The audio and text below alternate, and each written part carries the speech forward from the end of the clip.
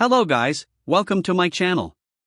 In this video we will be looking at 3 reasons why you should leave your 9-to-5 job right now, so stay tuned.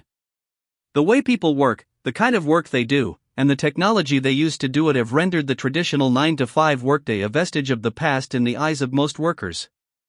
This is especially true for remote workers, members of the so-called gig economy, and people who do creative work. Which is not to say that the 9-to-5 workday ought to be abolished completely. For some types of work, it makes perfect sense.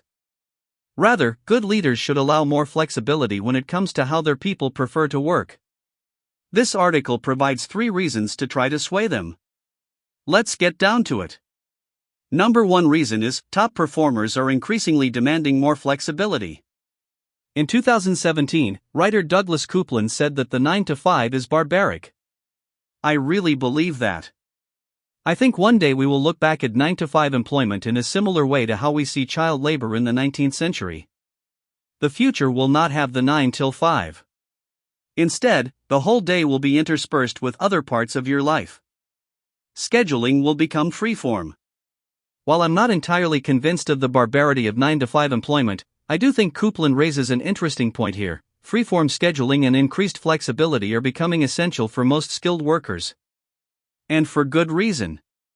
According to Inc., employees with flexible working hours are happier and more productive. The article goes on to point out that sticking to a more traditional 9-to-5 workday means your company might be shutting out top-quality candidates who demand a better work-life balance. Of course, not everyone can work whenever they want. The nature of some jobs, for instance in the service sector, means this isn't really a possibility. For many people, though, flexibility is seen not as a perk, but as a necessity, and leaders will need to start catering to that. Number 2 reason is, people don't work the way they used to. When the 40-hour workweek became ubiquitous in the 20th century, this depends on which nations we're talking about, it made more sense. A mass production economy meant a lot of people worked primarily on production lines, assembling products for the entirety of their 8-hour shifts.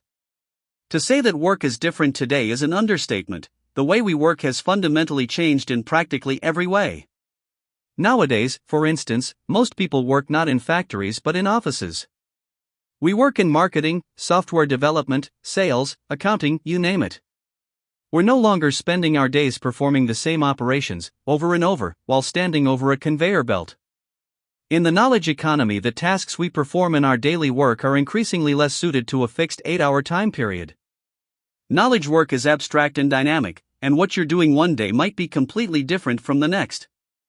In fact, forcing people to work within an inflexible, concrete time frame might be making them less productive, more prone to procrastination, and more stressed out at work. On top of that, technology has made us more connected than ever, which means there's no longer a compelling reason for us all to be in the same place at the same time, for the same duration. Number 3 reason is, people work best when they work under their own conditions. I don't know about you, but when I get to create my own schedule that takes into account my optimal working conditions, not only am I more productive, I'm also a happier camper. And studies show that workers who have more autonomy in determining how and when they work are happier, more satisfied, and more engaged. Some people's optimal working hours may be 7 p.m. to midnight.